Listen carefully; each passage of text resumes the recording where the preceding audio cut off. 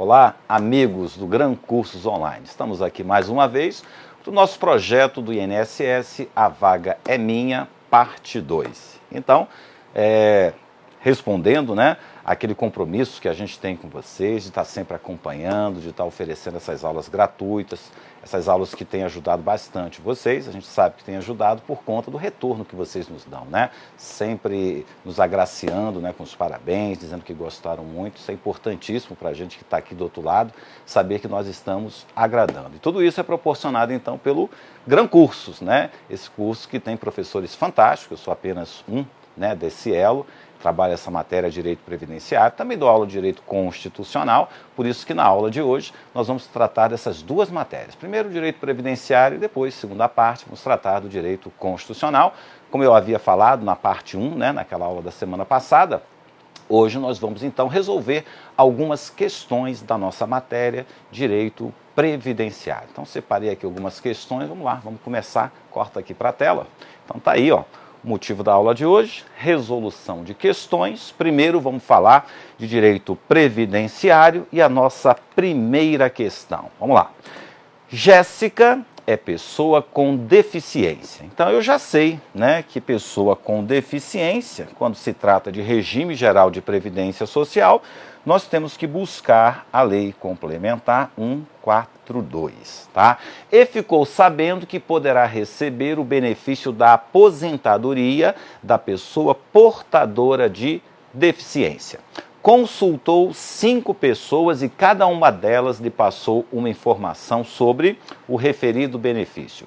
Diante disto, alguém a orientou de maneira incorreta. Identifique abaixo. Isso é muito comum, em questões. A gente está muito mais propenso a buscar a questão certa e de vez em quando vem a questão buscando o item errado. Como a gente está muito precessionado, acaba marcando a primeira que está certa. Então, a primeira coisa que você tem que fazer quando for resolver questão, procurar identificar se é para buscar o item correto ou o item incorreto. E olha que às vezes você destaca e ao resolver a questão acaba esquecendo, mas hoje isso não vai acontecer. Vamos lá então. Então vamos destacar, o que a gente quer? Uma resposta incorreta sobre a aposentadoria do portador de deficiência. Bom, como eu falei, isso está lá na lei complementar 142, e aí eu estou transcrevendo aqui para vocês o artigo 3º. O que ele diz? É assegurada a concessão de aposentadoria pelo regime geral de previdência social ao segurado com deficiência, observadas as seguintes condições. Então, o inciso 1, o inciso 2 e o inciso 3 trata da aposentadoria por tempo de contribuição para a pessoa portadora de deficiência, e aqui no inciso 4º ele trata da aposentadoria por idade para o portador de deficiência. Bom, no caso do portador de deficiência grave, o homem, ele vai se aposentar aos 25 anos de tempo de contribuição, se for mulher, 20 anos. Mas isso no caso da deficiência grave. Se a deficiência for moderada, ele pode trabalhar um pouco mais. Aí o homem vai trabalhar 29 anos e a mulher 24. E isso no caso da deficiência moderada. E por fim, para aqueles que têm uma deficiência leve, eles vão poder se aposentar por tempo de contribuição um pouquinho antes, o homem aos 33 e a mulher aos 28 anos. Agora, ao portador de deficiência, essa lei complementar 142 também trouxe, uma regra diferenciada no caso da aposentadoria por idade. O homem, portador de deficiência, ele vai se aposentar aos 60 anos, normalmente seria aos 65, e a mulher aos 55 anos. Então, a mesma idade do rural, com um detalhe. Independentemente do grau de deficiência, então unificou, para o homem ficou 60 anos, para a mulher 55, desde que cumprido o tempo mínimo de contribuição de 15 anos, tá? Então é aquela mesma carência que a gente está acostumada, Só que na legislação fala-se em 180 contribuições, aqui ele falou 15 anos, e comprovada a existência de deficiência durante igual período, tá? Parágrafo único esclarece que regulamento do Poder Executivo definirá as deficiências grave, moderada e leve para os fins desta lei complementar. Então, estabelecido aqui essas premissas, vamos voltar lá para a questão. Vamos ver quem foi aqui a pessoa que deu a informação errada. O Gregory informou que a carência exigida para a concessão da aposentadoria da pessoa com deficiência por tempo de contribuição é de 180 contribuições mensais. Segue a mesma regra, tá, do regime geral de previdência social. O Gregory deu uma informação correta. Giovana disse que no caso da aposentadoria por tempo de contribuição da pessoa com deficiência, a renda mensal inicial será de 100% do benefício. Perfeito, tá? Idêntico, portanto, à aposentadoria por tempo de contribuição para aquela pessoa que não é portadora de deficiência. 100% do salário de benefício, que é a média aritmética dos 80% maiores salários. Professor, e como é que fica o fator previdenciário para o portador de deficiência? Bom, para o portador de deficiência, a Lei Complementar 142, ela dispõe que o fator somente será utilizado se for benéfico ao portador de deficiência. Então, não é uma condição sine qua non a aplicação do fator previdenciário. Só aplico se for benéfico ao portador de deficiência. Portanto, corta aqui para a tela. A Giovana também deu uma informação corretíssima. O Pedro disse que se ela se enquadrar no caso da aposentadoria por idade da pessoa com deficiência, a renda mensal inicial será de 70%, mais 1% do salário de benefício por grupo de 12 contribuições mensais, não podendo exceder 100% do benefício. Repare, então, que o cálculo da aposentadoria por idade do deficiente seguiria o mesmo modelo do RGPS. Então, Pedro também deu uma informação correta. Vamos ver o Jair. Jair lhe disse que a aposentadoria por idade da pessoa com deficiência cumprida a carência é devida aos segurados com 60 anos de idade. Se homem, perfeito, né? Acabamos de ver isso. 55 anos de idade, se mulher, independentemente do grau de deficiência, tranquilo, exatamente o que a gente viu do parágrafo único da legislação.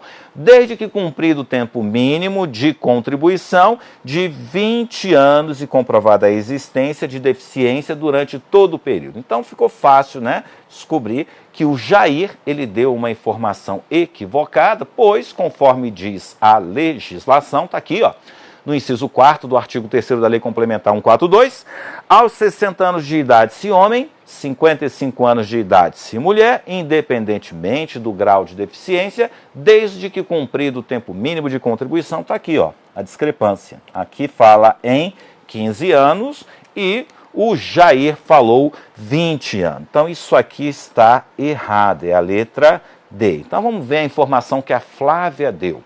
Flávia, ao analisar o caso, disse que no cálculo do salário de benefício da aposentadoria da pessoa com deficiência, seja por idade ou por tempo de contribuição, o fator previdenciário somente será aplicado se resultar em renda mensal de valor mais elevado. Então, parabéns aí para a Flávia, né? Ela deu a informação correta e isso a gente vê muito no dia a dia, né? Aquele disse-me disse, pessoas passando informações equivocadas para outra pessoa, isso é muito prejudicial, porque quando você tem uma dúvida jurídica, o ideal é que você procure, né, um profissional da área para ter informação precisa. Informação de curioso não serve para nada e é o que mais a gente encontra no dia a dia. Vocês mesmos, né, que estão estudando aí para o INSS, vocês se deparam no estudo, né, com situações que você pensa, poxa, se acontecer isso, se acontecer aquilo. Estudando a matéria, você já fica com dúvida, né? Imagina aquela pessoa simples, humilde, né, pessoas de poucas luzes, né, que tem que se deparar com essa legislação extremamente complexa,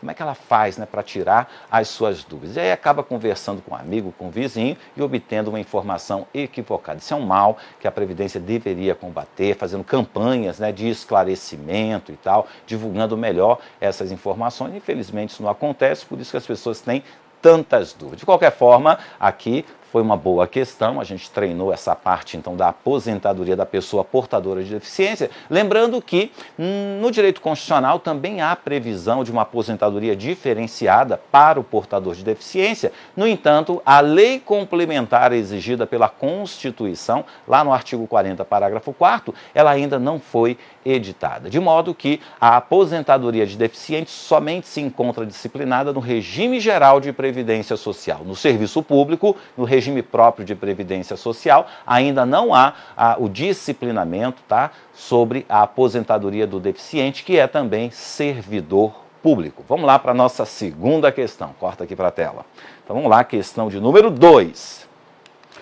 No tocante ao salário família, considere. Antes, vamos dar uma revisada, tá? Vamos revisar aqui o artigo 65 da Lei 8.213, já com a redação dada pela Lei Complementar 150 de 2015, né, que fez algumas modificações para a empregada doméstica. O salário família será devido mensalmente ao segurado empregado, olha aqui, ó, inclusive o doméstico, já com a nova redação, e ao segurado trabalhador avulso, na proporção do respectivo número de filhos ou equiparados, nos termos do parágrafo 2º do artigo 16 desta lei, ó, 8.213, observado o disposto no artigo 66. Então, qual é o fato gerador do salário família? A existência, né, de filho menor de 14 anos ou equiparado. Quem é o equiparado? O tutelado e o enteado, que demonstre, né, que comprove a dependência econômica e apresente uma declaração do segurado. Sempre lembrando que a legislação não fala, mas existe um requisito genérico. Tem que ser de baixa renda, tá? Isso aí você extrai lá do artigo 201. Não consta da lei, consta apenas do artigo 201. E aí isso gera uma série de dúvidas. Professor, a questão não fez referência a ser de baixa renda. E tem que ser de baixa renda. Isso me deixou na dúvida. O que você tem que levar em consideração? Realmente a 8.213, ela não traz a informação, a exigência da baixa renda. Esse requisito emerge do texto constitucional. E o examinador, quando ele vai buscar, tá, uma ideia para fazer uma questão, ele abre a lei.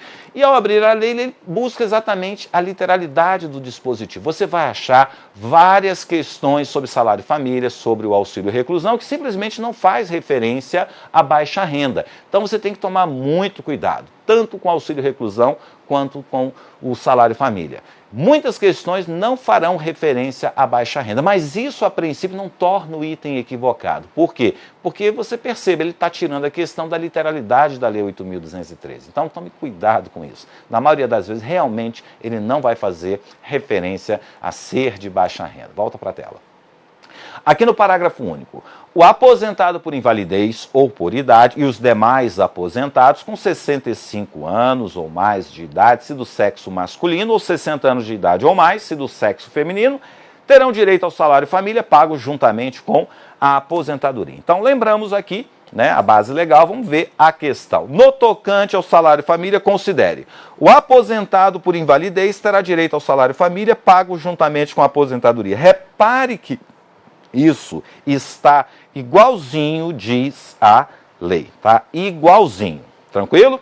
Mas você que é cri-cri, tem muito candidato que é cri-cri, vai falar assim, não está fazendo referência ao baixa renda, isso aqui está errado, tudo bem?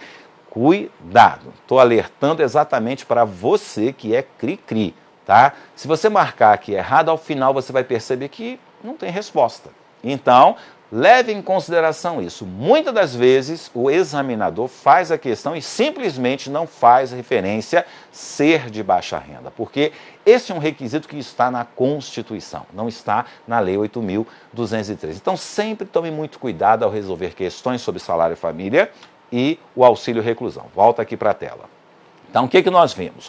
O aposentado por invalidez terá direito ao salário família pago juntamente com a aposentadoria. Eu coloquei certo porque se você for aqui, ó, pago juntamente com a aposentadoria, e ele faz referência ao aposentado por invalidez. Então eu coloquei que está certo. E estou lembrando a vocês que ele não fez referência a ser de baixa renda. Isso é muito comum. 2. O valor da cota do salário família é paga por filho ou equiparado de qualquer condição até os 15 anos de idade ou inválido de qualquer idade. Então, isso aqui está equivocado, sabemos que a idade correta, né? Deixa eu colocar aqui, ó, 14 anos. Então, a gente vai descartar essa alternativa 2. A terceira, a cota do salário família é incorporada ao salário ou ao benefício para efeito de pagamento do 13º. Isso aqui não consta da legislação, foi o examinador que inventou. E outro ponto também que pega muita gente, porque, ai caramba, eu nunca ouvi falar disso, mas deve acontecer, o cara colocou aí, deve ser verdade. Olha, se você estudou a matéria toda e ele me traz uma informação que você não viu na legislação, ele pode ter inventado aquela informação. Foi o que aconteceu aqui, isso aqui é uma invenção, isso aqui não consta da legislação, então está errado.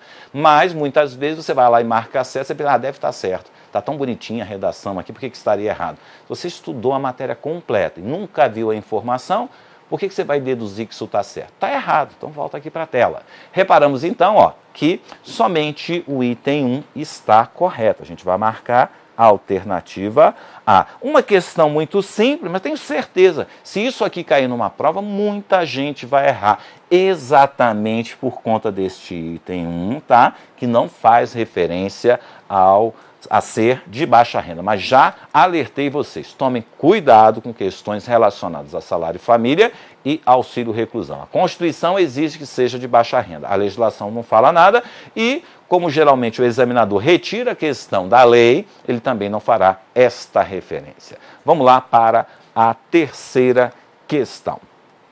Considere a pessoa física, tá? Considere a pessoa física proprietária que explora a atividade de extração mineral garimpo em caráter permanente, diretamente, com o auxílio de empregados, utilizados a qualquer título, ainda que de forma não contínua. Então, até aqui nem sei o que o examinador quer. Vamos para a segunda. Pessoa física não proprietária que explora a atividade de extração mineral garimpo em caráter temporário. Repare que em cima está em caráter permanente e aqui embaixo está em caráter temporário. Aquele pessoal que gosta de usar a lógica, né, para resolver questão, vai falar assim, uma das duas está errada. Diretamente, sem o auxílio de empregados. Repare que aqui está com o auxílio de empregados e aqui está sem o auxílio de empregados. Utilizados a qualquer título, ainda que de forma não contínua. Vamos lá para a terceira. Pessoa física proprietária que explora a atividade de extração mineral garimpo em caráter temporário, até aqui está igual a número 2, por intermédio de prepostos, com o auxílio de empregados, ele já misturou as informações, utilizados a qualquer título, ainda que de forma não contínua. E a última, pessoa não proprietária que explora a atividade de extração mineral garimpo em caráter permanente, ele está variando. Hora ele fala que é temporário, depois ele fala que é permanente, tem hora que ele fala que é sem o auxílio, tem hora que ele fala que é com o auxílio. Por intermédio de prepostos, com o auxílio de empregados, aqui, ó, aqui ele botou com o auxílio de empregados, aqui é com o auxílio de empregados, aqui é sem, aqui é com. Utilizados a qualquer título, exceto de forma não contínua, de acordo com a Lei 8.212, tá? Por que ele faz referência a 212 e não faz referência a 8.213? Muito simples. Então vamos lá. Está aqui a Lei 8.212 de 91, está aqui a Lei 8.213 de 91. Esta aqui é a Lei de Benefícios, esta aqui é a Lei de Custeios. Quem são os beneficiários do Regime Geral de Previdência Social, segundo o artigo 10 da Lei 8.213, tá? Aqui são os segurados e também os dependentes. Só que o segurado, tá? Quando ele pede um benefício, ele tem esse nome. Só que numa relação jurídica você tem direitos e obrigações. Quando ele vai exigir o seu direito, ele é um segurado, mas ele também tem obrigações. E as obrigações de um segurado é pagar a contribuição previdenciária. De modo que a Lei 8.212 trata o segurado como contribuinte. Então, se eu sou um segurado empregado, eu tenho direitos, mas eu também sou um contribuinte da Previdência Social. É a mesma pessoa, depende do lado da moeda. Quando a Previdência quer exigir a minha obrigação, eu sou um contribuinte de uma contribuição social. Quando eu quero exigir da Previdência uma prestação, eu sou um segurado, um beneficiário do sistema. Por isso que essa pessoa, empregado, doméstico, avulso, contribuinte individual, segurado especial, eles constam das duas leis. Consta na 8.213 e consta da 8.212, tanto faz fazer referência a 12 ou a 13. No caso, ele preferiu fazer referência a 8.212, mas são as mesmas pessoas. Na 13 ele é segurado, na 12 ele é um contribuinte. Volta aqui para a tela então. Então vamos lá. De acordo com a Lei 8.212 de 91, são segurados obrigatórios da Previdência Social como contribuintes individuais, os indicados em quais incisos? E aí você vai ficar com uma tremenda dúvida, né? Não sabe se é em caráter permanente, se é em caráter temporário, se é com o auxílio, se é sem o auxílio, ou seja, embananou tudo. Então, para fazer o desenlace, né? Vamos ver o que diz o artigo 11, inciso 5 da Lei 8.213. Poderia ser da 8.212, tanto faz. O que diz aqui? Ó? Como contribuinte individual, a pessoa física, proprietária ou não, que explora atividade de extração mineral, garimpo, em caráter permanente ou temporário, tanto faz, diretamente ou por intermédio de prepostos, com ou sem auxílio de empregados, utilizados a qualquer título, ainda que de forma não contínua. Repare então que ele apenas desdobrou o que está escrito aqui, de modo que tudo isso aqui está correto. Tá? Tudo isso aqui emerge da redação do dispositivo. Então nós podemos marcar como correta essa letra D. Tranquilo? Agora, o que você precisava saber para responder essa questão? O que eu falo reiteradamente. O que é que você tem que dar muita atenção? A letra da lei, ao dispositivo legal. Tem que estudar muito a 8.213. Tem que estudar também a 8.212. Não com o mesmo afinco, tá? Estuda bastante a 8.213. E aí, aquele questionamento clássico. Professor, onde que eu encontro a 8.213 completamente atualizada? Não vai achar em lugar nenhum. A Lei 8.213, ela tem vários dispositivos que foram implicitamente revogados, tá, por outros dispositivos legais posteriores. Então, se você for lá hoje no site do Planalto e imprimir a Lei 8.213, ela vai ter vários dispositivos que não estão mais em vigor. Só que esta informação, ela não consta mais, tá? Então, você precisa de um curso, né? Fazer um curso, pegar um livro, para saber se aquele dispositivo está ou não em vigor. Tem vários dispositivos. O 52 está revogado, o 53 está revogado, o parágrafo único do artigo 39 tem lá uns dispositivos que estão revogados, ou seja, tem alguns dispositivos da 8.213 que hoje você pegando lá, você não vai saber, a não ser que você tenha uma orientação. Infelizmente é uma das dificuldades da nossa matéria. Antes, eu até orientava o candidato e falava assim, ó, olha no decreto 3.048, ele está, ó, joia, está atualizado. Só que agora, com essas recentes mudanças, o próprio decreto 3.048, ele também está desatualizado. A gente está esperando, né, a Previdência atualizar o decreto 3.048, ele está cheio de dispositivo que não está mais em vigor, até por conta da Lei 13.135, da Lei Complementar 150, então está tudo desatualizado. Está uma dificuldade realmente estudar a nossa matéria, por isso que sempre que possível, eu lá no meu Facebook vou postando essas informações para ajudá-los, né, para mantê-los orientados do que deve estudar, mas de qualquer forma o ideal é que você faça realmente um curso completo para poder não cair nesse tipo de pegadinha. E olha aqui, essa questão aqui super simples, né? Mas você tinha que conhecer a redação da legislação. Foque no estudo da 8.213. Ao invés de ficar viajando, professor, saiu a medida provisória. Esquece medida provisória. Ela pode sofrer várias modificações até ser transformada em lei. O que aconteceu com a MP 664? O pessoal caiu dentro, né? Saiu estudando a MP e o pessoal, professor, dá aula de... Eu falei, não vou dar aula de MP 664, eu não sei o que vai ser aprovado e tal, é perda de tempo.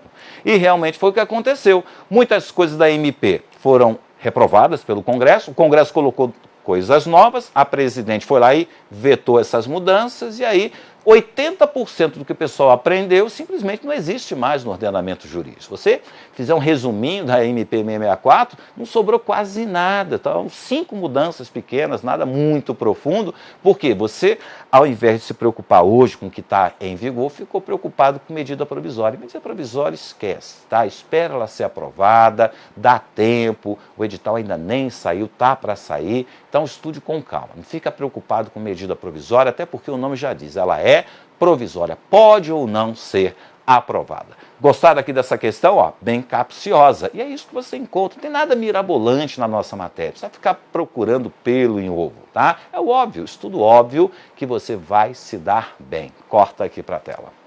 Vamos lá. Questão agora de número 4. Uma questão de custeio relacionada à Lei 8.212. O leilão X de bens apreendidos pelo Departamento da Receita Federal teve o resultado de R$ 800 mil.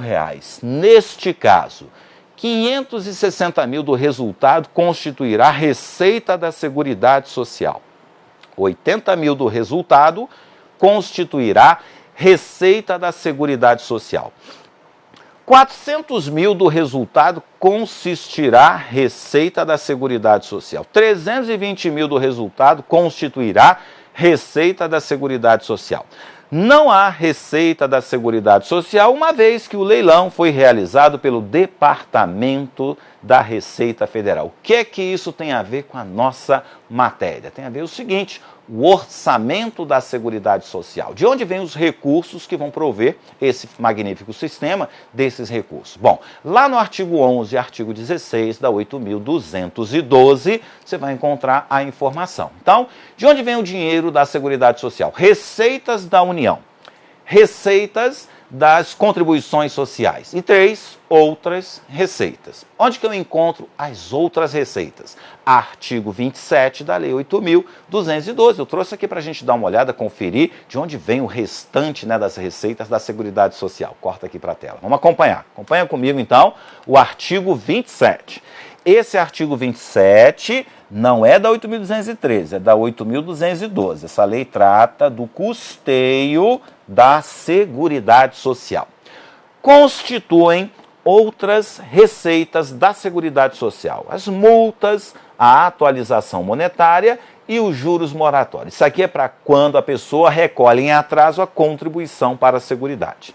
A remuneração recebida por serviços de arrecadação, fiscalização e cobrança prestados a terceiros. Antigamente, quando o INSS possuía, né, o poder de fiscalizar as suas contribuições, a Previdência prestava serviço para outras entidades, a exemplo, o Ministério da Educação.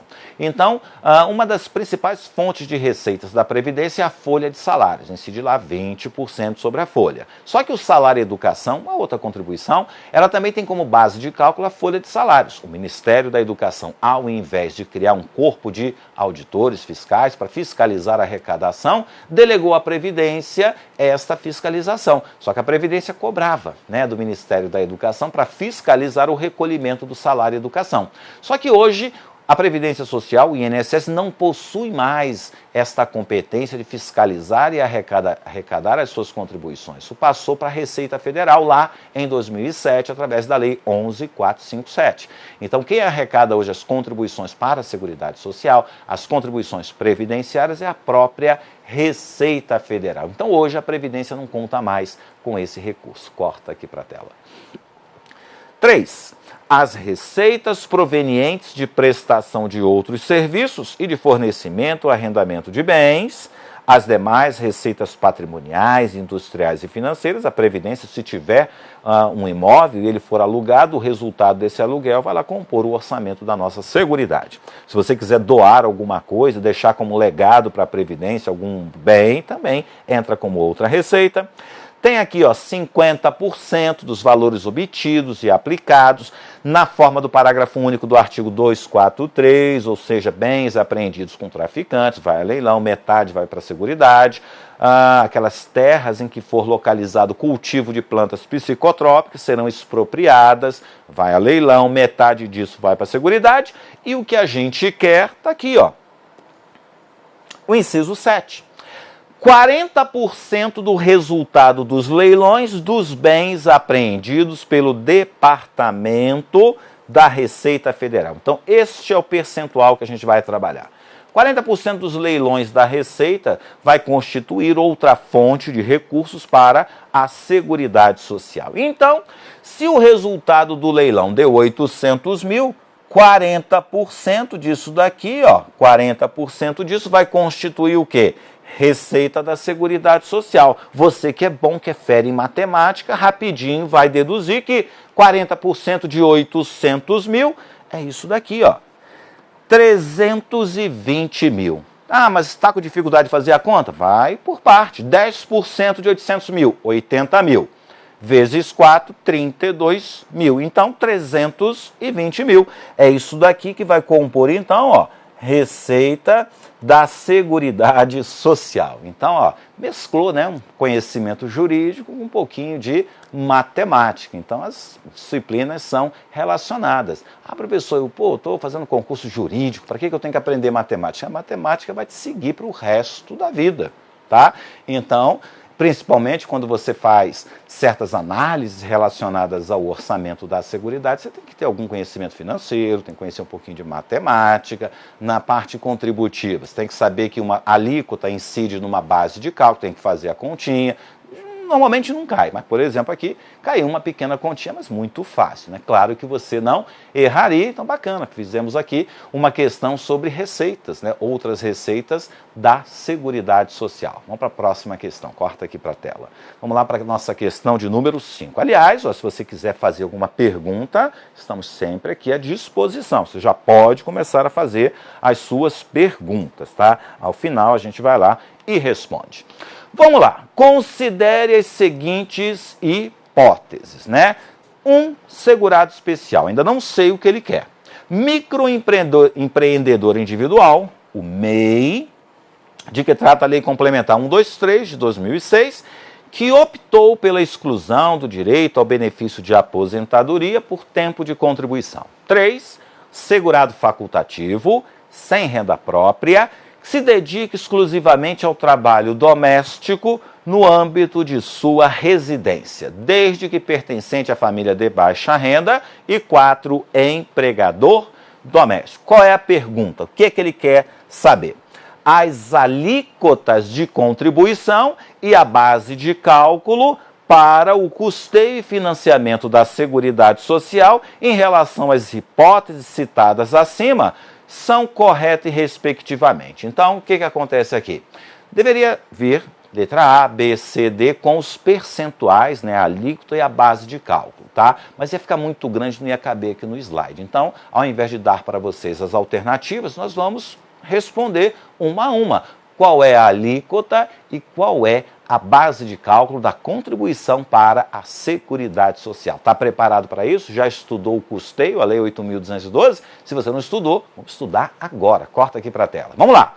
Segurado especial. O que ele quer primeiro? Ele quer a alíquota, tá? Primeiro ele quer a alíquota e ele quer também a base de cálculo. Qual o percentual que um segurado especial recolhe para a Previdência Social? O percentual é de 2,1%. 2,1% é o percentual, sendo que este percentual pode ser desdobrado. 2% mais 0,1%. Esse 0,1% é o quê? É o SAT. É o seguro de acidente do trabalho. Fazendo aqui uma retrospectiva, tá? Corta aqui para mim. Uma retrospectiva. O segurado especial tem direito a prestações acidentárias? Sim. Por quê? Porque ele contribui especificamente para ter essa prestação acidentária. Então, não foi dado a ele de graça. Ele paga para ter direito às prestações acidentárias. Do percentual que ele recolhe para a Previdência Social, 0,1% é para custear exatamente as prestações acidentárias. Assim como a empresa recolhe um percentual de SAT para o empregado, recolhe um percentual de SAT para o avulso, o segurado especial também fará um recolhimento de uma pequena parcela para custear os benefícios acidentários. E isso hoje já acontece também, ainda não porque falta regulamentação, para a empregada doméstica. Para que a empregada doméstica pudesse ter direito às prestações acidentárias, conforme preconiza a Lei Complementar 150, o empregador doméstico deverá recolher uma alíquota para custear os benefícios acidentários. De modo, então, que o nosso segurado especial recolhe 2,1%, sendo que 0,1 é para o SAT, é para o seguro do acidente do trabalho, e isso tudo vai incidir sobre qual base de cálculo? Corta aqui para a tela. Então, 2,1% vai incidir sobre a receita da comercialização da produção. Temos aqui, então, alíquota e base de cálculo. E aí um monte de gente vai lá no meu Facebook fazer a seguinte pergunta: professor, o senhor fala que é 2,1, eu vou no livro e está lá 2,3. Qual que está certo? Claro que sou eu que estou certo, rapaz. Se eu falo que é 2,1 e tu acha no livro que é 2,3, o livro está errado. Sabe por quê? O que nós estamos estudando? Contribuição para a Previdência Social. Mas lá está 2,3. Porque tem 0,2 que vai para o Senar, Serviço Nacional Rural. Não é para a Previdência. Então a alíquota dele para a Previdência, 2,1. Mas ele recolhe 2,3. Sim, mas não é para a Previdência. Para a Previdência, apenas 2,1. Para os outros, pode até ter um percentualzinho a mais. Então, realmente, é 2,3, mas não é para a Previdência Social. A contribuição previdenciária, 2 mais 0,1 por 2,1. Pronto. E por que ele bota 2,1? Sei lá, ele quer aparecer. Aqui, vamos colocar que tem para o Senar. Por que me interessa a contribuição para o Senar? Isso não vai para a Previdência. É direito previdenciário. Eu tenho que estudar a contribuição para a Previdência Social. Agora, se ele paga outra contribuição para outros órgãos, tudo bem, é um conhecimento a mais, mas não é para a Previdência. Por isso que tem essa discrepância e gera um monte de dúvidas em vocês. Então, qual é a contribuição do segurado especial para a Previdência Social? 2,1%. Fechado? Volta para cá, então. Continuando a nossa pesquisa. Microempreendedor individual, de que trata a Lei Complementar 123 de 2006, que optou pela exclusão do direito ao benefício de aposentadoria por tempo de contribuição. Isto daqui me indica, tá, que este segurado, microempreendedor individual, ele não vai se aposentar por tempo de contribuição. Logo, ele aderiu ao Plano Simplificado de Previdência Social.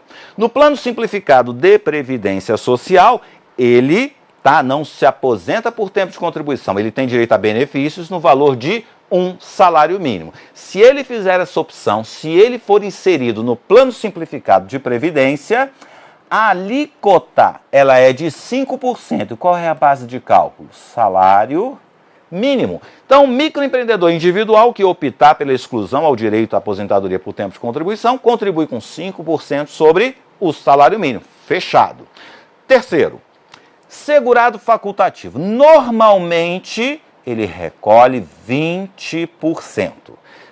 Ele não tem renda própria, claro, né, facultativo, que se dedica exclusivamente ao trabalho doméstico, então é do lar, né, uma dona de casa, no âmbito de sua residência, ele pertence, ou ela pertence à família de baixa renda, então ela também se encaixa no Plano Simplificado. Se encaixou no Plano Simplificado, 5% do salário mínimo. Está respondido a 3. Vamos para 4.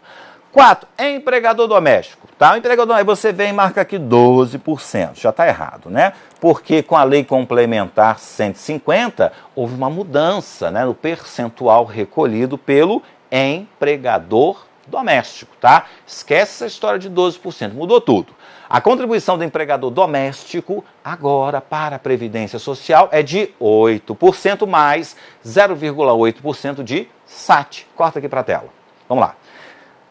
8,8%, sendo 8% de contribuição previdenciária mais 0,8%, tá? Isso aqui é para o seguro de acidente do trabalho, para o SAT. Então é 8,8. Professor, não mudou esse nome? Esse nome mudou para RAT. Risco de acidente do trabalho. Mas já não mudou de novo? Mudou também, mudou para GILRAT.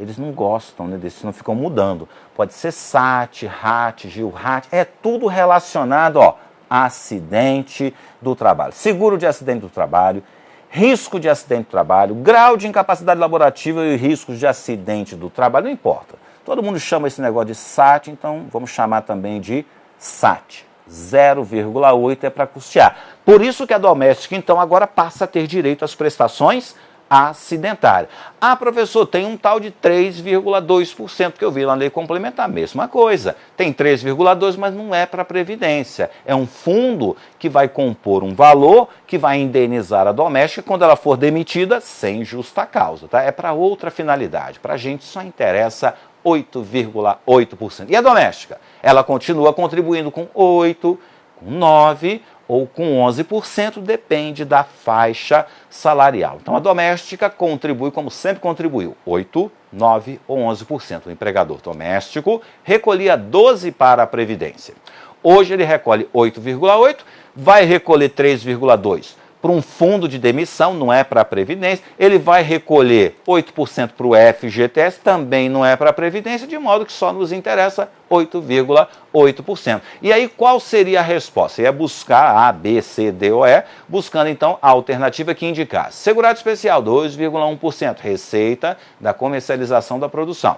Microempreendedor individual, 5% do salário mínimo. Dona de casa, família de baixa renda, sem renda própria, 5% do salário mínimo. Empregador doméstico, 8,8% é a alíquota. E qual é a base de cálculo? O salário de contribuição registrado na carteira. Fechado? Corta aqui para a tela. Então aqui eu disse, né, não teria como eu colocar, né, ficaria em branco aqui.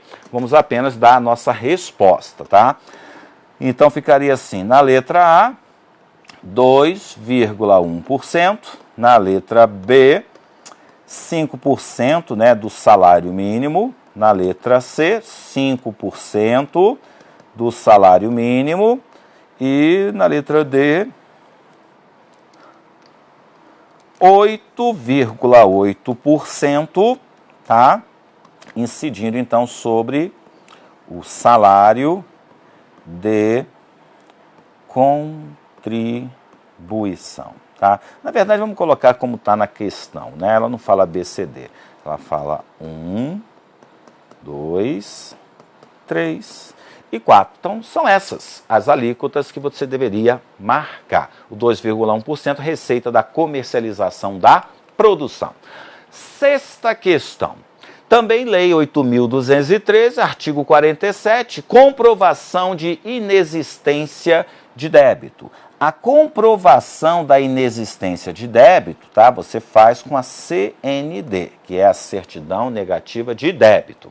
A comprovação da inexistência de débito está prevista na legislação previdenciária. Sim, artigo 47 da 8.212.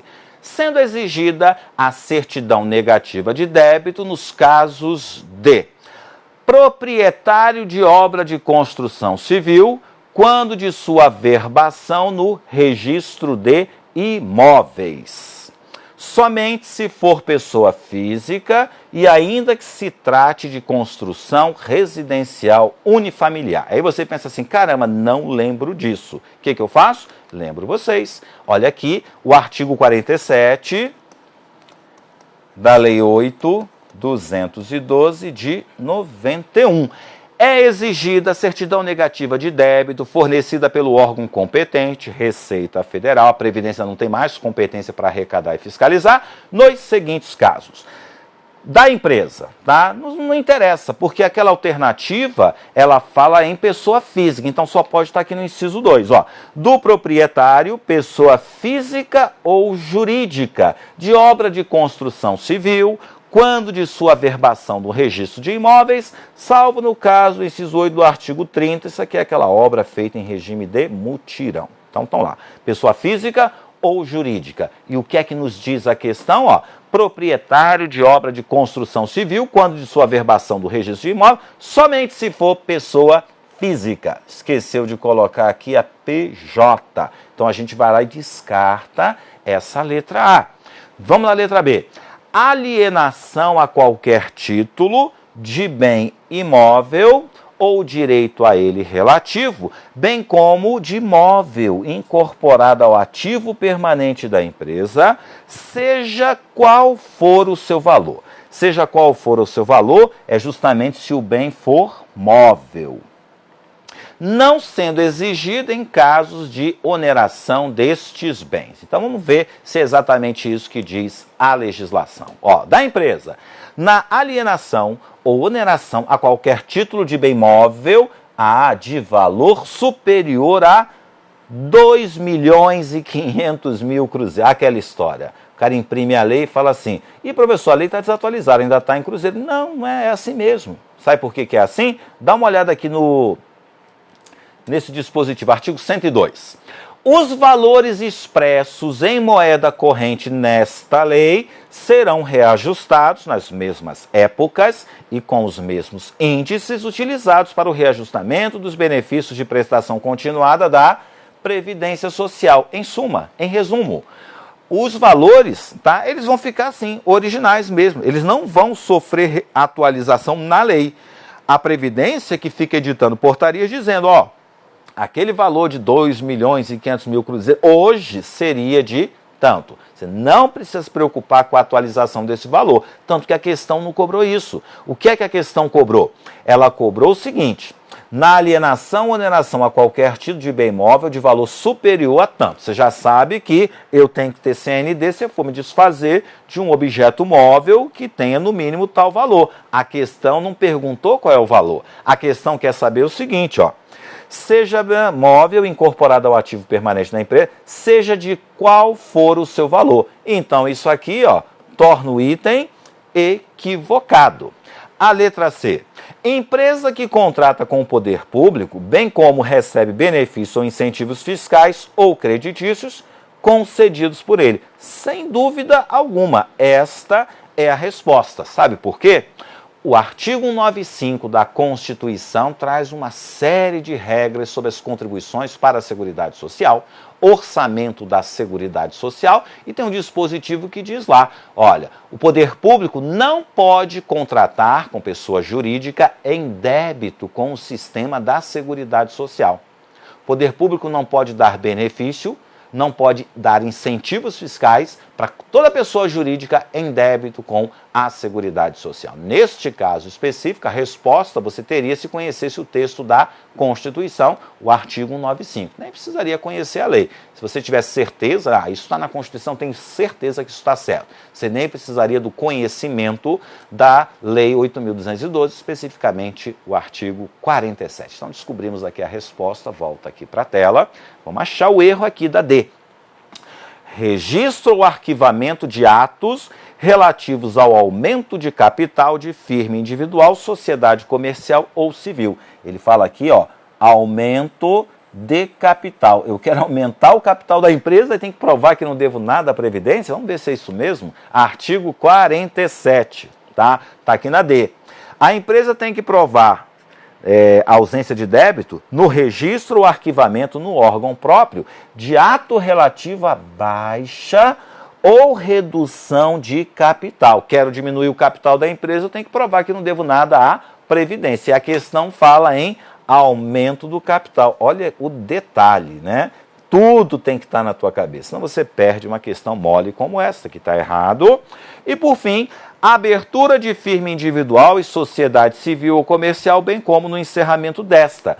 A lei, turma, ela diz o seguinte, se eu for diminuir o capital da empresa, ou seja, se eu quiser fechar a minha empresa, eu tenho que provar que não devo nada à Previdência. Aqui não diz absolutamente nada sobre a abertura de empresa, no registro ou arquivamento no órgão próprio, junta comercial, de ato relativo à baixa ou redução de capital de firma individual, redução de capital social, cisão total ou parcial, transformação ou extinção de entidade ou sociedade comercial ou civil e transferência de controle de cotas de sociedade de responsabilidade limitada. Não fala de nada de abertura de empresa, de firma individual. Então aqui inventou o examinador. A gente de novo marca que isso está fora. Resposta então, ó, alternativa C. Esta é a resposta correta.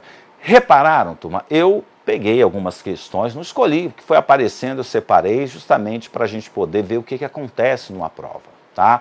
Provas diferentes, tem aqui para TRT. TRT é uma boa fonte de questões de direito previdenciário, porque eles cobram essa nossa matéria lá também. E aí coloquei aqui, um pouquinho diferente daquilo que a gente está acostumado. Geralmente eu falo muito de benefícios, né?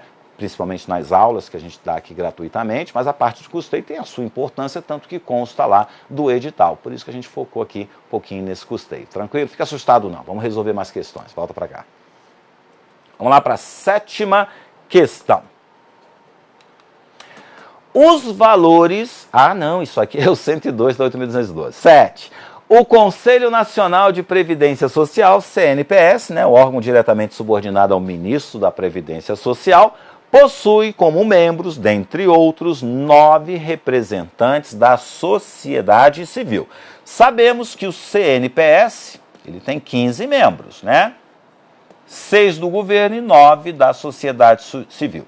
Os 9 da sociedade civil, a gente vai ficar em 3, 3 e 3. 3 dos empregadores, 3 dos trabalhadores e 3 representantes, 2 aposentados. O que é que ele quer saber? Os membros do CNPS e seus respectivos suplentes serão nomeados por quem? Já vou dar de bandeja para vocês. É o presidente da República que nomeia esses servidores, tá? Servidores porque ele trabalha para o Estado. Então descarta, porque aqui falou ministro da Saúde. Vamos descartar aqui a D, fala ministro da Saúde. Ficamos então com a B, com a C e com a E. Fala em presidente da República, tendo os representantes titulares da sociedade civil, mandato de 2 anos, vedada a recondução. Vamos lá para C. Presidente da República, tendo os representantes titulares da sociedade civil, mandato de 1 ano, vedada a recondução. Letra E. Presidente da República, tendo os representantes titulares da sociedade civil, mandato de 2 anos, podendo ser reconduzidos de imediato uma única vez. Bom, um item fala 2 anos, o outro item fala 1 ano. Como apareceu 2 anos mais de uma vez, deve ser 2 anos. Vamos descartar essa daqui. Aí você ficou na dúvida. Pode ser reconduzido, não pode ser reconduzido. Vamos lá na legislação, na Lei 8.213 de 91, artigo 3º, parágrafo 1º.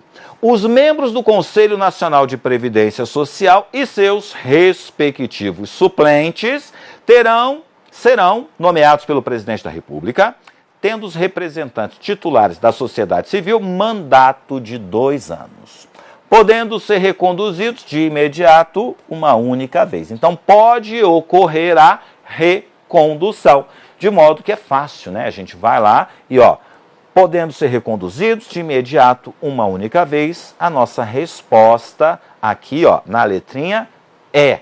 Então, ó, presta atenção no Conselho Nacional de Previdência Social, órgão ligado ao ministro da Previdência, previsto no artigo 3º da Lei 8.213. Eu gosto muito de usar como exemplo daquele princípio, né, da seguridade social, caráter democrático e descentralizado da administração com gestão quadripartite. Governo, empregados, empregadores e aposentados. O exemplo que eu gosto de dar sobre esse caráter democrático e descentralizado é justamente o CNPS, Conselho Nacional de Previdência Social. Os integrantes, então, nomeados pelo presidente, mandato de 2 anos, podendo ser reconduzidos uma vez. Está na conta? Volta para cá. Vamos continuar resolvendo. Vamos lá para a 8ª questão. Rita de Cássia foi empregada durante 26 anos e aposentou-se por tempo de contribuição. Aí o Cri-Cri vai falar assim: ah, professor, 26 anos deve ser professor. Não sei, eu não sei quando é que ela se aposentou. Já houve uma época em que a mulher poderia se aposentar de forma proporcional aos 26 anos, de modo que é irrelevante. Se a questão falou que ela está aposentada, ela está aposentada. Após 2 anos de sua aposentadoria, ela retornou a trabalhar em outro emprego. É possível? Sim, sem problema nenhum. O que a legislação diz? O aposentado que volta a trabalhar, volta a contribuir, está lá no artigo 18. Na situação ora proposta, em relação ao novo contrato de trabalho e acumulação de benefícios, é correto afirmar que Rita de Cássia, vamos lá para a letra A, poderá acumular aposentadoria e auxílio-doença. Por que eu descarto essa daqui?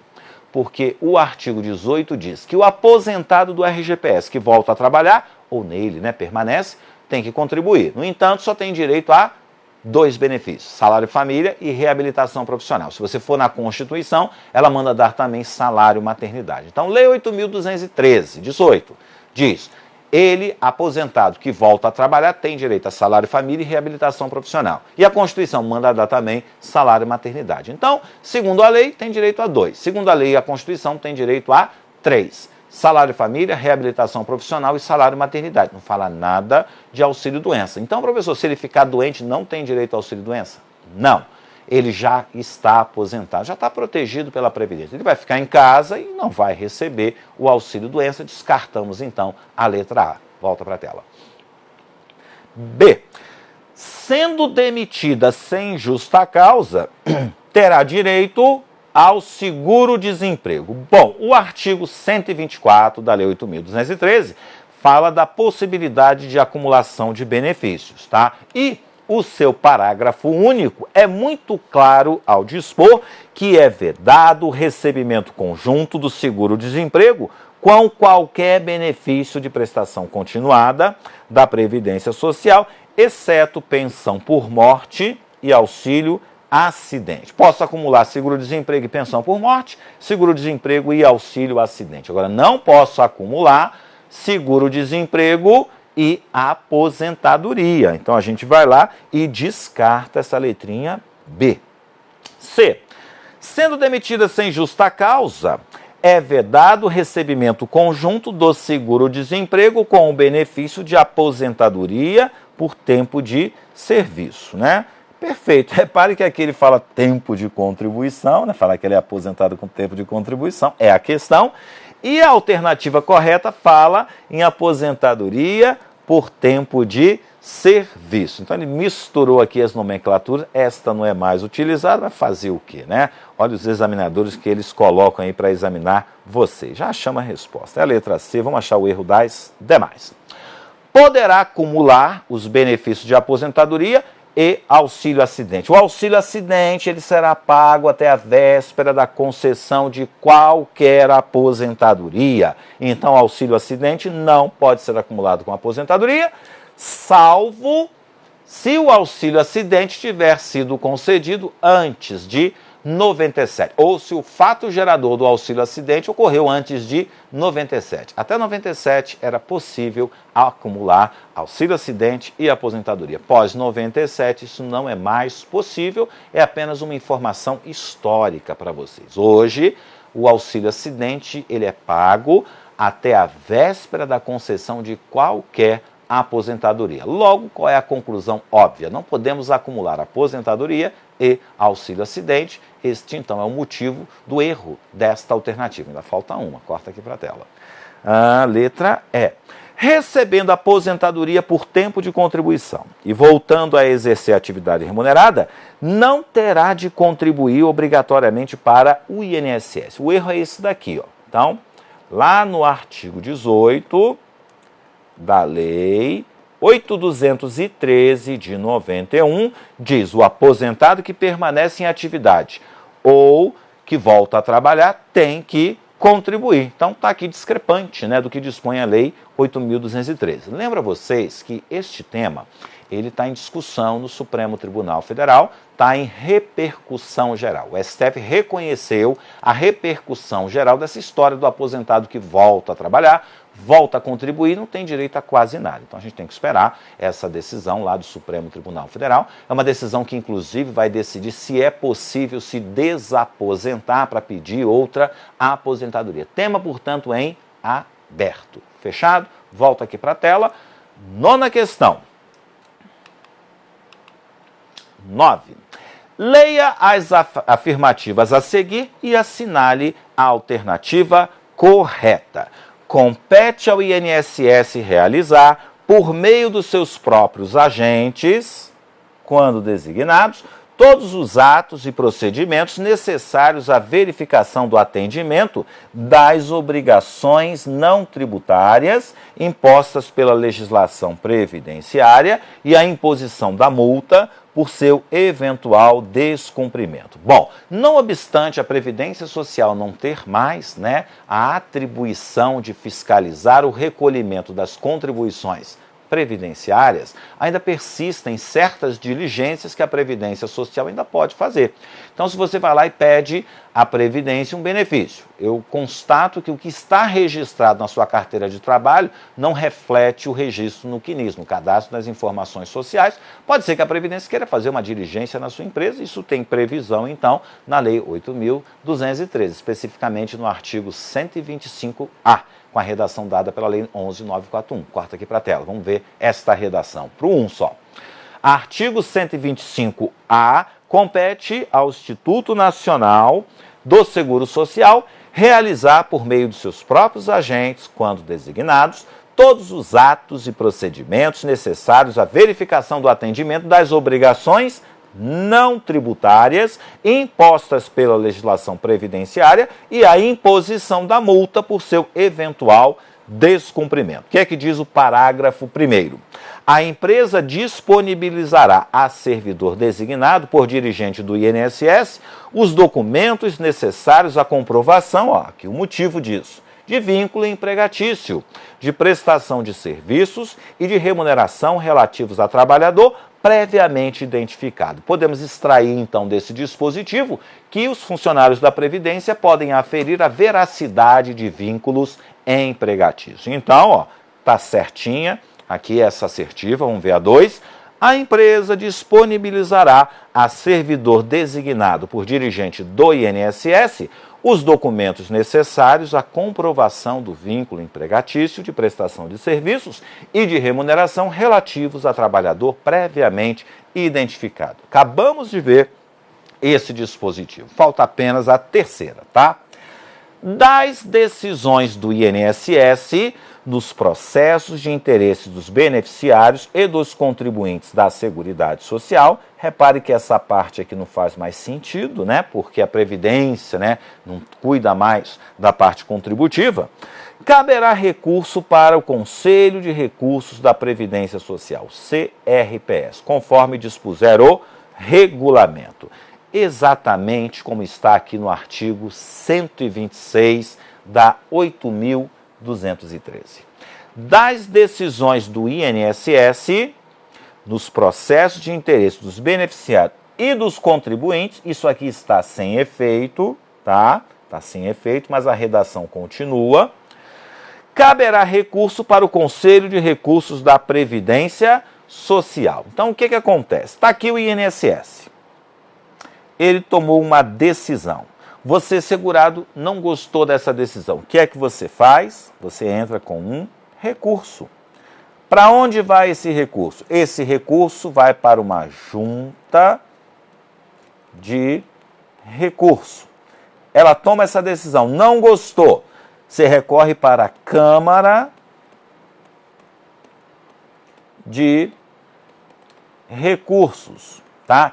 Esses dois órgãos formam o CRPS, o Conselho de Recursos da Previdência Social, este aqui que está previsto no artigo 126, que hoje não tem mais competência, tá? Mas apesar da lei ainda falar, não tem mais competência para julgar litígios envolvendo os contribuintes. Então aqui também está certo, e qual é a nossa resposta? Letrinha E. Olha então que eu peguei hoje dispositivos da legislação não tão falados, dispositivo que eu posso até afirmar ficam até um pouquinho esquecidos, tá? São questões, então, que vão reavivar na cabeça de vocês esses dispositivos que estão no conteúdo programático, que eles podem cair na prova. Você não vai errar, então, questão sobre CRPS, sobre a possibilidade de um servidor da Previdência fiscalizar uma empresa. Claro que não pode fiscalizar os aspectos tributários, apenas as obrigações acessórias, porque isso tem tudo a ver com a comprovação de um vínculo empregatício. Vamos encerrar aqui fazendo mais uma questãozinha sobre direito previdenciário. Corta aqui para a tela. Vamos lá para a nossa última questão de direito previdenciário. Ainda tem direito constitucional. José exerce a atividade de garçom na qualidade de empregado do restaurante X e recebeu no mês de dezembro, além do salário mensal, o 13º salário, gorjetas, vale-refeição, de acordo com o programa do Ministério do Trabalho, horas extras, vale-transporte na forma da legislação própria, férias indenizadas e respectivo adicional constitucional.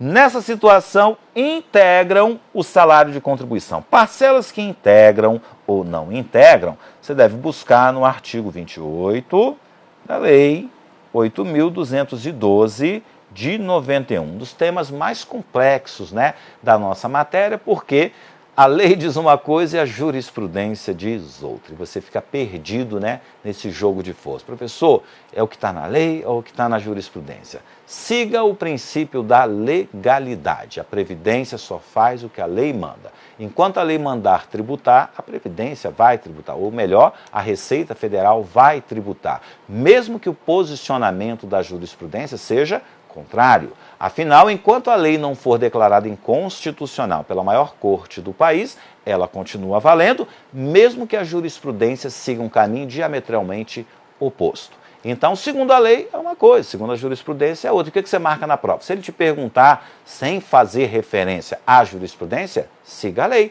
Se ele quiser o posicionamento jurisprudencial, ele vai te dizer, segundo a jurisprudência. Não perguntou segundo a jurisprudência, é o que está na lei, mesmo que a jurisprudência seja contrária. Então vamos analisar parcela por parcela. Corta aqui para a tela.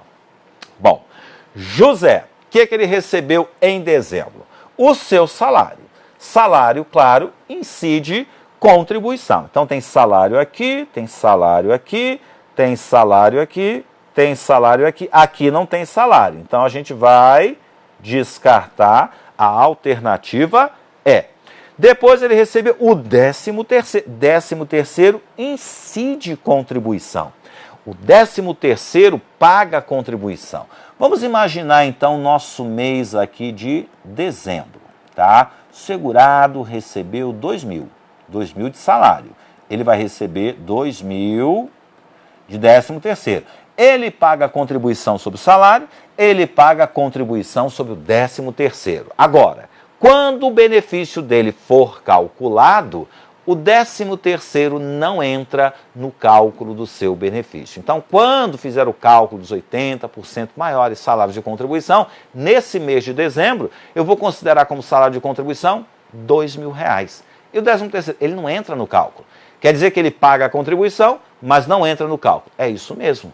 Então, no mês de dezembro, o que vai compor o salário de contribuição para efeito de cálculo de benefício? R$2.000. Para resumir, incide contribuição sobre 13º, mas o 13º não entra no cálculo dos benefícios previdenciários. Então, tem contribuição, mas não entra no cálculo. Corta aqui para a tela. Então, ó, 13º está aqui bonitinho, 13º está aqui bonitinho. A gente descarta a letra B e descarta a letra C. O jogo, então, está entre a letra B e a letra D. Vamos lá. Gorjetas. Olha, isso aqui é fruto do trabalho, então incide contribuição. Cadê aqui, ó? Tem salário, as gorjetas, e aqui também tem as gorjetas. Quem vai definir, quem vai desempatar essa brincadeira é a hora extra e o vale-refeição. Vale-refeição, pago de acordo com o programa do Ministério do Trabalho. Vale-transporte, vale-refeição, pago de acordo com a lei, não incide contribuição. Então descarta vale-refeição. Hora extra entra. Hora extra é salário. E salário incide contribuição. Vale-transporte na forma da legislação própria. Ótimo. Se pagou de acordo com a lei, não incide contribuição. Férias indenizadas e o respectivo adicional constitucional. O acessório segue o principal. Se o principal é indenizatório, o acessório também não incide contribuição. Então, a nossa resposta está aqui, ó, letra A. Mole, fácil. Claro que eu vou fazer mais algumas considerações. Professor, e se o vale-transporte for pago em dinheiro? Bom, no passado, pagar vale transporte em dinheiro era pagar em desacordo com a lei, incidia a contribuição, mas hoje já está pacificado, tá? Hoje em dia, mesmo que o vale transporte seja pago em dinheiro, não incide contribuição. Você vai guardar o seguinte: se o vale transporte for pago de acordo com a lei, não incide. E se pagar em dinheiro, também não incide. Aí o aviso prévio indenizado, a lei manda tributar e a jurisprudência manda não tributar. E se cair na prova? Falou na prova se aviso prévio indenizado incide contribuição, diga que sim. Se ele falar segundo a jurisprudência, aí você diga que não. Fechado? Bom, então separamos essas questões para vocês, espero que tenham sido úteis, que tenham agregado novos conhecimentos, né? Aquilo que você já vem angariando ao longo dos seus estudos. Então foram essas as questões que eu separei. Mas hoje a gente fez uma casadinha. Estudamos direito previdenciário e agora vamos estudar um pouquinho de direito constitucional, que é outra matéria também que a gente trabalha aqui no Gran Cursos, tá? O direito constitucional. Então a aula de hoje, ela é uma aula diferente, é de direito previdenciário e de direito constitucional. Como é que vocês estão em constitucional? Como é que vocês estão nessa importante matéria? Que na última prova, salvo engano, foram 3 questões. 3 questões podem fazer a diferença. Vamos treinar então o constitucional? Corta aqui para a tela. Então, mudando aí de matéria, agora direito constitucional, o professor é o mesmo, né, polivalente, né, trabalha com previdenciário, trabalha com constitucional. Vamos lá para a nossa primeira questão. 5 amigos moradores de uma favela decidem criar uma associação. Associação, o direito de se associar é um direito fundamental. Está previsto lá no artigo 5º, vai do inciso 17 ao inciso 21. O que a Constituição diz sobre o direito de associação? É livre.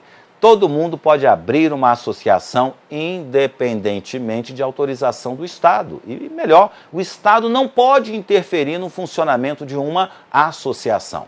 Se o Estado quiser interferir no funcionamento de uma associação, deve buscar o Poder Judiciário. Aí sim, através de um provimento jurisdicional, aquela associação pode ter as suas atividades suspensas. Agora, a dissolução de uma sociedade vai exigir o quê? O trânsito em julgado desta decisão judicial.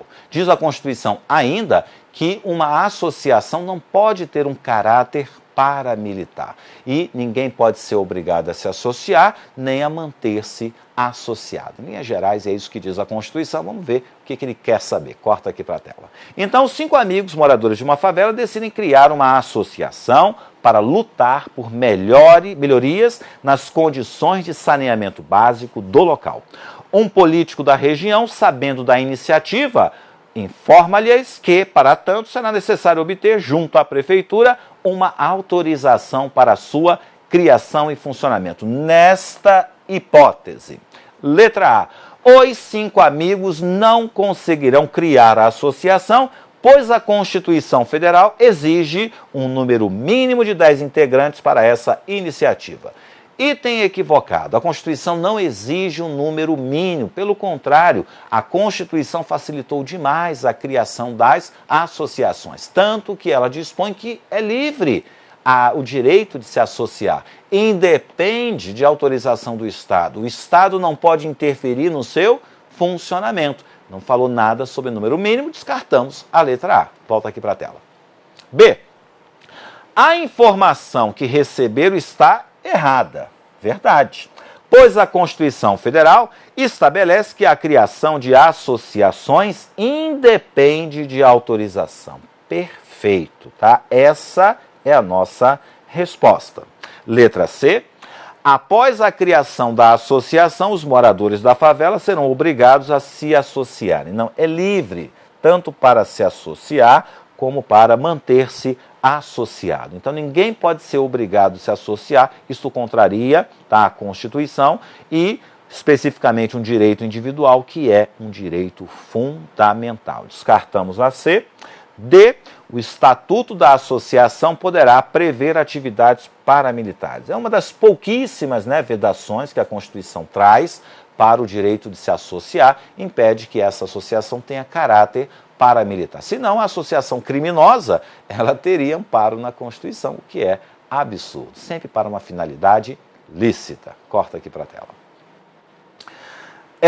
Para iniciar suas atividades, a associação precisará, além da autorização da prefeitura, de um alvará judicial. Totalmente equivocado, porque a Constituição, ela diz que a criação e o funcionamento de uma associação não pode ter a interferência estatal. O Estado não pode interferir no funcionamento de uma associação, então não pode se exigir alvará, qualquer tipo de autorização. Questãozinha fácil, se quiser se aprofundar no direito de associação, artigo 5º do inciso 17 ao 21 da Constituição. Lembrando que essas regras relacionadas às associações valem também para um sindicato. Sindicato, acima de tudo, é uma associação.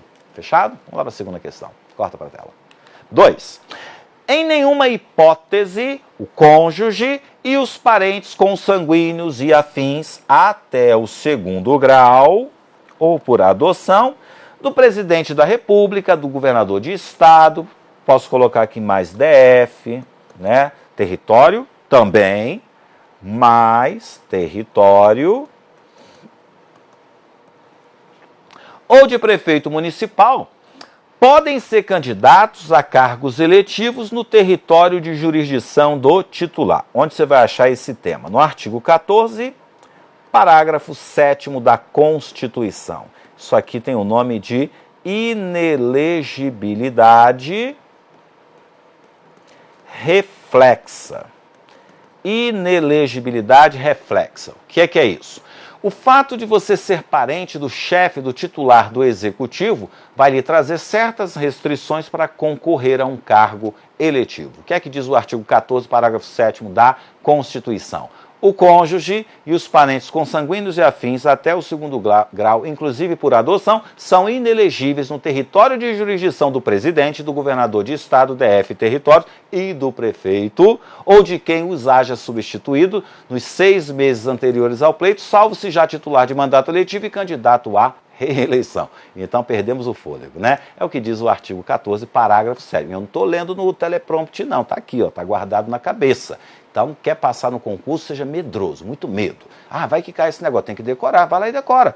Como é que você vai decorar isso? Se vira, cara, dá teu jeito. Leia 10 vezes, leia 20 vezes, leia 100 vezes. Eu não sei qual é o teu grau de inteligência. Se o teu grau for baixo, e lê 50 vezes. Se for um pouquinho mais inteligente, lê 40, não importa. O importante é que você é capaz de decorar. As pessoas não decoram a Bíblia, é muito mais difícil decorar uma Bíblia. Então, não fica citando os versículos e tal. Ou seja, então decora também a Constituição. É muito importante conhecer o texto da Constituição. Não é conhecer, é conhecer mesmo, palavra por palavra. Exatamente como eu fiz com vocês. E ó, você é capaz, e és e o quem, tu vai conseguir. Lê esse negócio 1000 vezes até decorar, porque se cair na prova, tiver uma vírgula fora do lugar, tu vai saber que a vírgula está fora do lugar. E aqui o que está errado? Eu, mesmo sendo parente do titular do Poder Executivo, posso me candidatar sim, se eu já for titular de mandato eletivo e candidato à reeleição. Imagine pai e filho concorrendo. Pai é prefeito, filho é vereador. Então o vereador é filho do prefeito. O vereador pode concorrer à reeleição?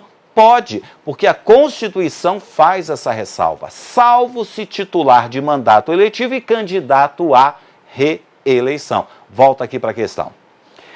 Em nenhuma hipótese, o cônjuge e os parentes consanguíneos e afins até o 2º grau, ou por adoção do presidente, governador e do prefeito, podem ser candidatos a cargos eletivos, tá? Isso aqui então tá errado, porque se ele já é titular de mandato eletivo, pode concorrer à reeleição. Professor, esse grau de parentesco, como é que funciona? Funciona assim, o parentesco pode ser por sangue ou por afinidade. O que é o parentesco por sangue? Depende, na minha linha descendente, meu filho é parente de 1º grau, neto é parente de 2º grau. Na minha linha ascendente, pai e mãe, 1º grau, avô, avó, 2º grau. Esses são inelegíveis. E na minha linha colateral? Bom, para chegar na minha linha colateral, eu tenho que ir no meu pai, que já é de 1º, e meu irmão é de 2º, e meu sobrinho, 3ª.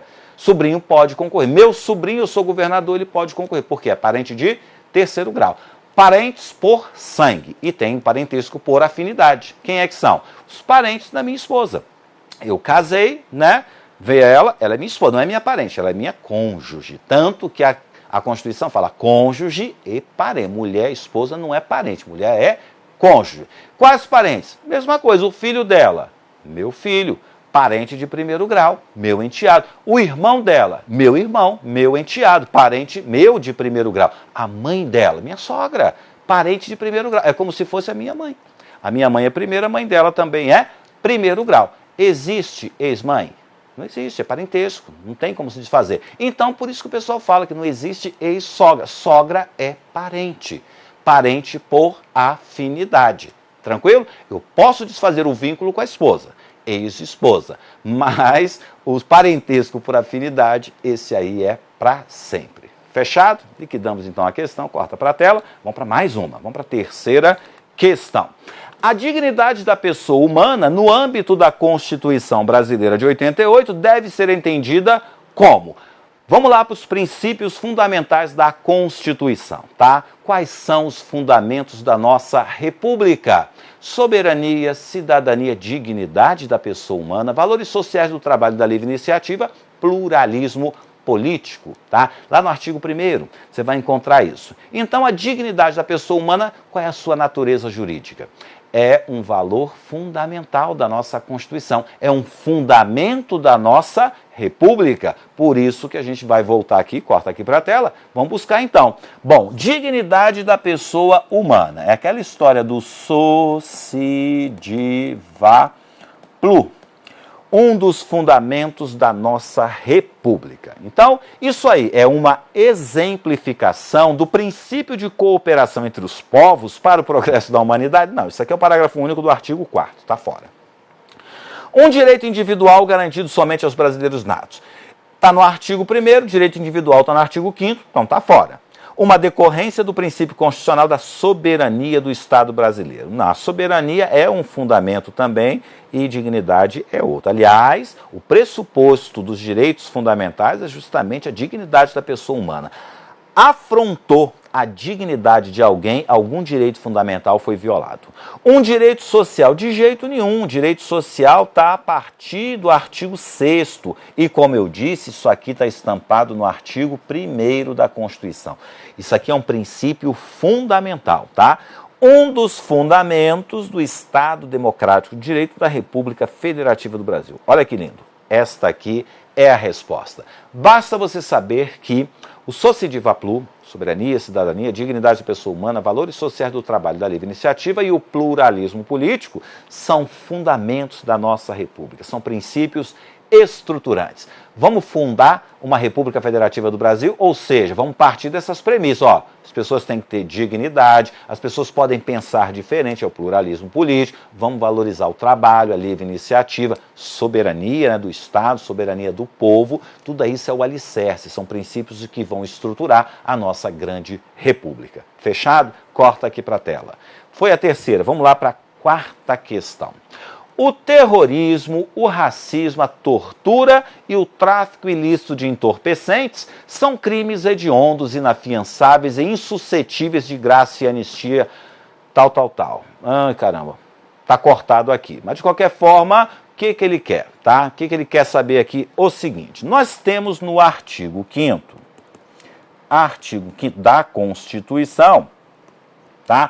2 incisos. Um que fala do racismo e ação de grupos armados, é o RAGA, racismo, ação de grupos armados, e do outro lado nós temos a tortura, tráfico, o terrorismo, no inciso 43, e os hediondos. Esse aqui é o inciso 42, esse aqui é o inciso 43. O RAGA, os crimes são inafiançáveis e também são imprescritíveis. E o tráfico, tortura, terrorismo e crimes hediondos? Eles são inafiançáveis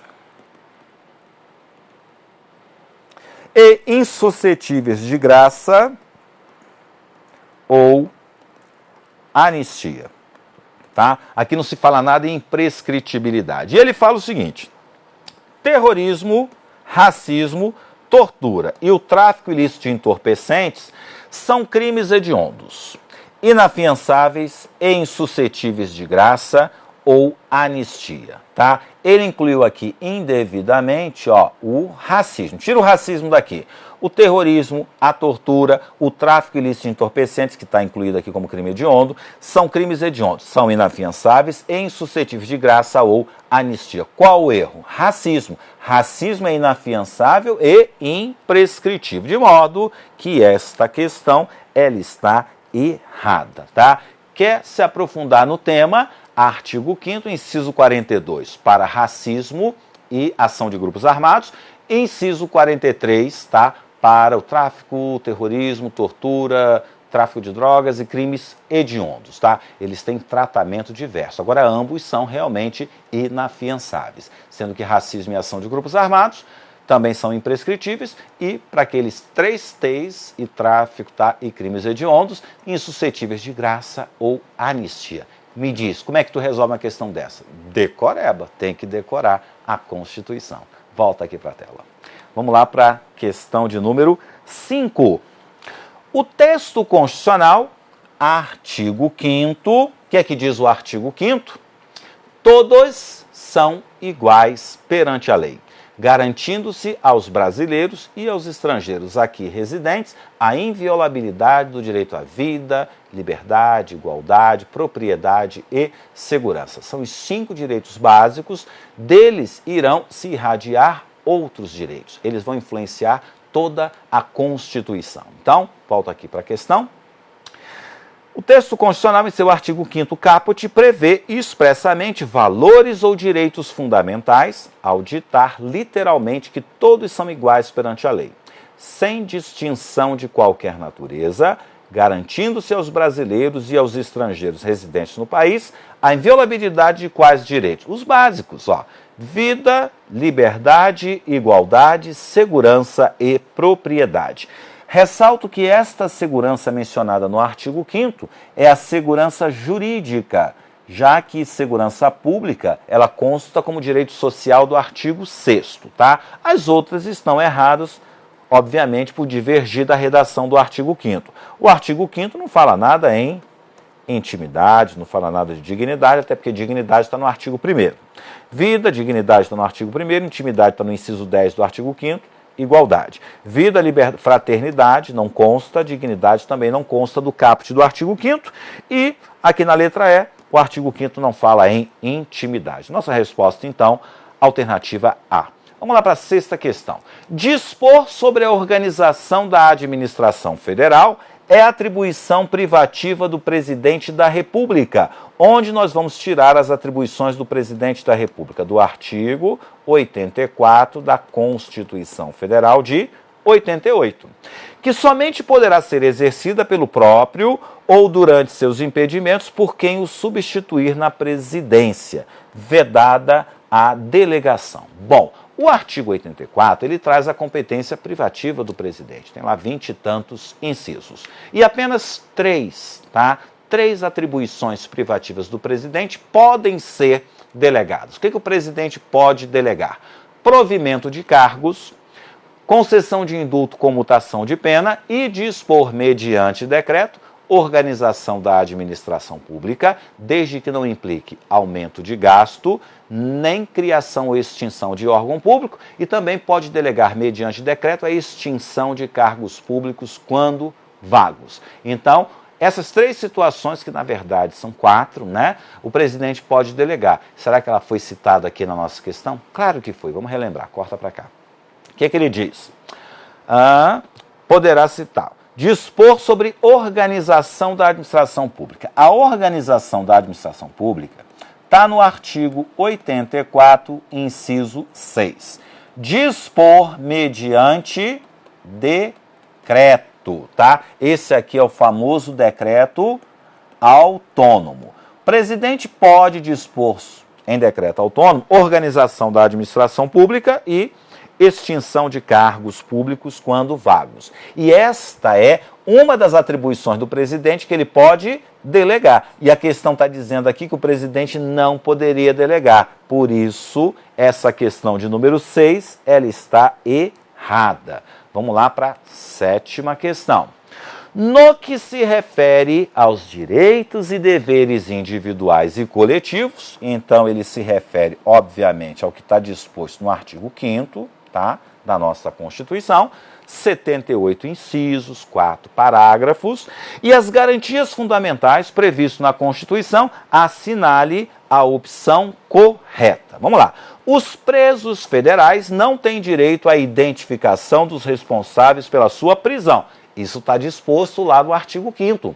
Dentre os direitos do preso está justamente saber quem é o responsável pela sua prisão e também pelo seu interrogatório. Sempre gosto de perguntar para os alunos por que ele tem esse direito. Por que é um direito do preso saber quem é o responsável pela sua prisão? Sempre tem um engraçadinho que fala assim, professor, para depois ele acertar as contas, né? Não é por isso. É para que ele possa endereçar corretamente o habeas corpus. Se eu não souber quem mandou me prender, contra quem que eu entro com o habeas corpus? Então, sabendo quem foi que mandou prender, eu sei, é um juiz, vou entrar no tribunal com um habeas corpus. Perfeito? Então, esse é um direito do preso previsto lá no artigo 5º. E olha o que diz a questão, corta aqui para a tela.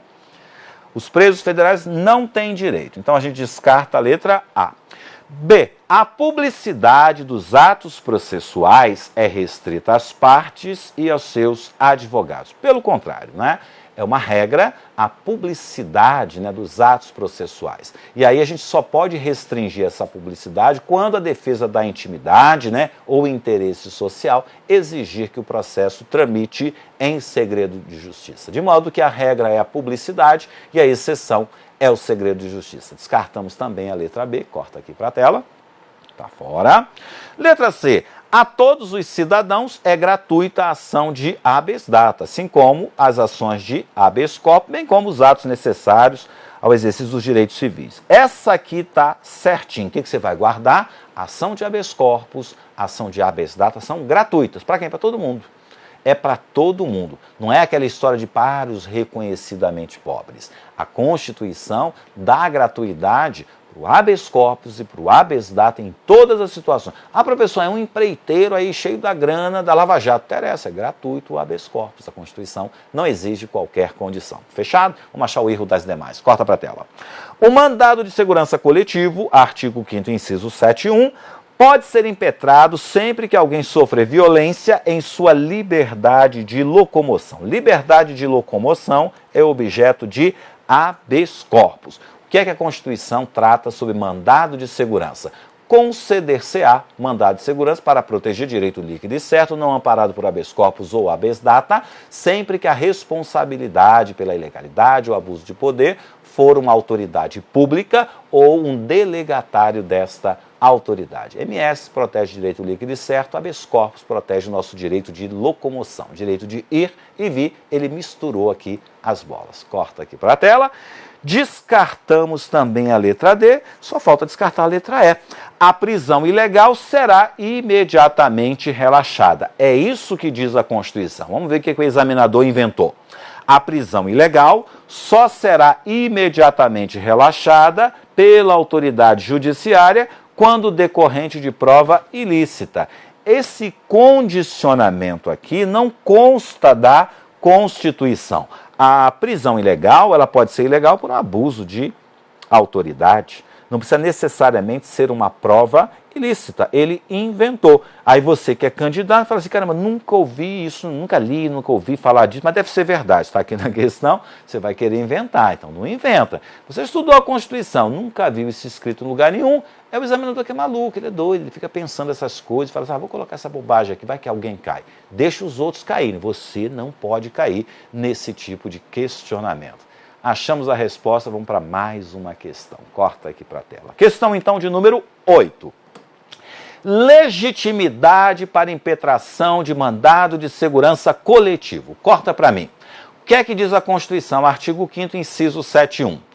O mandado de segurança coletivo pode ser impetrado por sindicato, partido político com representação no Congresso, entidade de classe ou associação constituída há pelo menos um ano. No que tange ao partido político, qual é a condição? Que esse partido tenha representação aonde? No Congresso. O que é ter representação no Congresso? Um parlamentar apenas basta. pode ser um deputado ou pode ser um senador. Eu disse ou. Ele não precisa ter um deputado e um senador. Basta ter apenas um. Se ele tiver um, esse partido está representado no Congresso. Fechado? Corta aqui para a tela. Então, terá legitimidade para impetrar mandado de segurança coletivo o partido político que tenha, no mínimo, um representante na Câmara e um no Senado. Isso não está escrito na Constituição. A Constituição diz que tem que ter representação no Congresso. Para tanto, basta um ou outro. Ou um deputado ou um senador, no mínimo. Questão errada. Vamos lá para a 9ª questão.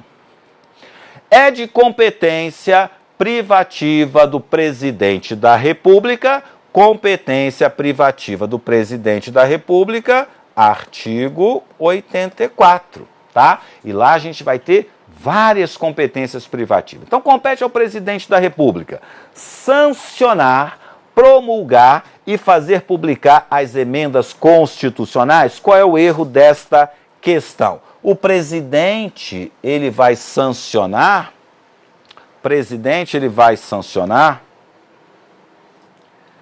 leis, nada de emenda. Então essa aqui está errada. Letra B, dispor mediante decreto legislativo. Decreto legislativo é ato normativo que externa a competência privativa, tá, do Congresso Nacional. Artigo 49 da Constituição. Quando o Congresso Nacional quer externar a sua competência, tá, que é privativa, faz através de decreto legislativo. Presidente edita decreto. Pode até ser um decreto autônomo. Decreto legislativo é ato do poder legislativo. Então a gente descarta essa letra B. Corta aqui para a tela. Então descarta, está errado. Letra C. Compete privativamente ao presidente estabelecer limites globais e condições para o montante da dívida mobiliária dos estados, do Distrito Federal e dos municípios. Isso aqui é competência privativa do Senado. Artigo 52. Descarta. Resolver definitivamente sobre tratados, acordos ou atos internacionais, tá, que acarretem encargos ou compromissos gravosos ao patrimônio nacional. Falso. Isso aqui é atribuição do Congresso, artigo 49. Decretar o estado de defesa e o estado de sítio e decretar e executar a intervenção federal. Isso aqui realmente é uma competência do presidente da República. Nossa 9ª questão, alternativa é. Vamos lá para a última questão, tá? Última questão. Sobre o regime constitucional dos municípios, identifica as afirmativas a seguir como verdadeiras ou falsas. A inobservância do princípio constitucional da autonomia municipal é causa de intervenção da União nos estados? Todas as hipóteses de intervenção, tá, da União nos estados, ela consta do artigo 34. E especificamente no artigo 34, inciso 7º, está lá. A União vai intervir no estado que desrespeitar a autonomia municipal. Estado que desrespeita a autonomia municipal é o objeto de uma intervenção. Então essa alternativa está o quê? Correta. Corta aqui para a tela. Vai lá no artigo 34 que você acha essa informação. Em decorrência do princípio constitucional da autonomia municipal, a lei orgânica não deve observância aos princípios da Constituição da República. Claro que deve, isso aqui está errado. A lei orgânica tem que estar em sintonia com a Constituição da República.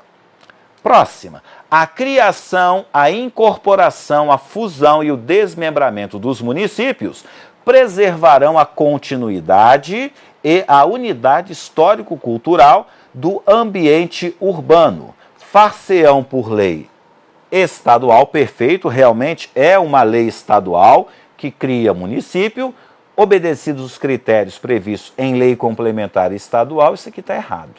E dependerão de consulta prévia, mediante plebiscito, às populações diretamente interessadas. Então, olha para cá, olha para mim.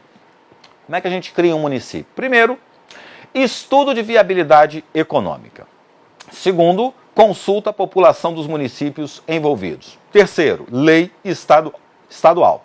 E um quarto requisito qual seria? A criação de um município só pode ocorrer no prazo previsto em lei complementar federal. E a questão fala em lei complementar estadual. Por isso que é falso essa alternativa. Vamos lá para a última alternativa. Corta para a tela. Compete aos municípios criar, organizar, suprimir distritos observado o Estatuto da Cidade. Bom, a competência do município está estampada no artigo 30 da Constituição, tá? E dentre essas competências está lá criar e suprimir distritos, com um detalhe, de acordo com a lei estadual. E a questão fala de acordo com o Estatuto da Cidade, então está errado. Vamos achar a resposta, corta aqui para a tela. Então o erro é isso aqui, ó, é lei estadual. Perfeito? Falso, a primeira está certa e o resto tudo errado, letra B. Então, ó, foram essas, né, as questões que eu separei para vocês, espero que vocês tenham aproveitado, mas eu estou aqui, ó, com as questões dos nossos amigos que estão aí acompanhando essa aula. Vamos ver qual é a dúvida deles. Vamos lá. Cíntia Sanches, professor, uma dúvida. Vi uma professora dizendo que os benefícios devidos ao aposentado pelo RGPS são 3. Salário maternidade, reabilitação profissional e serviço social e o salário família. Ué, eu falei isso também, só que eu falei um pouquinho mais. Eu disse, o aposentado que retorna à atividade, ele tem direito a 3 benefícios, tá? Ele tem direito ao reabilitação profissional, tem direito ao salário família, decorrente da Lei 8.213, artigo 18. E diz que a Constituição também confere o salário maternidade. Bom, este serviço social aqui, ele já é devido aos aposentados. Sim, também é, mas ela só não explicou que um decorre da Constituição e os outros decorrem da legislação. Está tudo certinho, nenhuma discrepância. Apenas tome cuidado, porque se ele perguntar segundo a lei, não fala de salário e maternidade. Fechado, Cíntia? José Carlos Santos Farias. Professor, a data limite para recolhimento das alíquotas do empregador doméstico é a mesma do empregador de uma empresa ou equiparado à empresa? Não, não é. Empresa recolhe dia 20, empregador doméstico dia 15, mas a lei complementar 150 antecipou para o dia 7, mas isso não está valendo ainda, depende de regulamentação. Então continua dia 15, mas daqui a pouco vai cair para o dia 7. Então empresa dia 20, empregador doméstico dia 15 e daqui a pouquinho vai ser dia 7. Ainda não mudou, continua 15, mas muda para 7. José Alberico. Professor, o senhor acredita que a banca pode tentar confundir trocando contribuinte e segurado? Não, isso aqui não seria não. Ele tanto pode fazer referência ao segurado, 8.213, como contribuinte, 8.212. Fica atento, mas são os mesmos, tá? Só muda a lei, mas são as mesmas pessoas. Paulo Torres. Boa noite. Gostaria de saber se uma pensionista por morte, toda pensionista por morte, pode se aposentar por idade, ou seja, acumular a pensão com a aposentadoria. Nossa, como me fazem essa pergunta? Se eu achar quem disse isso que não pode acumular, eu vou estrangular. Claro que pode. Aposentadoria e pensão perfeitamente são acumuláveis. Dani Wolf. Dívida ativa pode trazer problemas para o contribuinte se aposentar? Se você está devendo a Previdência, devendo a sua contribuição previdenciária, a Previdência não te dá benefício. Nem que você está em dívida ativa. Está devendo a Previdência, você é contribuinte individual. Está devendo a Previdência, ela não vai te dar benefício. Então, nem precisa ser dívida, tá? Está devendo a Previdência, ela vai te tratar como devedor, não vai te dar benefício. Sirlene Mello. Dúvida. O microempreendedor individual solicita auxílio-doença e é indeferido pelo perito. Após quanto tempo pode-se pedir revisão do benefício? Imediatamente. O cara indeferiu, você vai lá de novo e pede revisão. Recorre para uma junta de recursos, recorre para o CRPS. Não tem prazo definido, né? Se você discorda da decisão dele, como é que é? Hoje você está apto, semana que vem você não vai estar? Tem definição, tá? É de imediato, vai lá e recorre. Professor, a data limite para tal. Professor, uma viúva que recebe pensão do marido pelo RGPS, ela casa-se novamente e o marido também morre. Mas esse do RPPS. Nessa situação, ela poderá receber 2 pensões? Não, acabou. Hoje a 8.112 fala que não pode receber outra pensão. Até MP 664 podia, só que agora colocaram isso lá, então o RPPS não vai permitir que se receba 2 pensões. Acabou essa mamata, uma pensãozinha só agora. José Cata. De novo essa pergunta. Paula Teixeira. Boa noite. Minha dúvida é, o policial militar se aposenta ex officio por invalidez, ele pode ser chamado para perícia pela SPP-Prev para algum tipo de reavaliação conforme aula parte 1. Bom, Não existe um regime de previdência da Polícia Militar especificamente, né? Isso aqui é um outro regime e, além do mais, é estadual completamente fora, né? Mas ele está aposentado por invalidez. Se for um golpe dele, claro, é sempre possível, mas improvável, tá? Bastante improvável, até porque ele já foi reformado. A não ser que tenha sido um golpe, dificilmente eles chamam de volta, tá? Mas é fora do RGPS, é legislação estadual, cada estado tem uma. O Vilina Oliveira, é verdade que a empregada doméstica agora tem direito ao auxílio acidente? Sim, tem sim, lei complementar 150 de 2015. Paulo Torres, boa noite. Gostaria de saber se uma pensionista por morte pode se aposentar por idade, pode, tal. Auxílio doente, tal. Repetindo então as perguntas. Foram essas então as perguntinhas de hoje, né? Hoje não deu muita dúvida.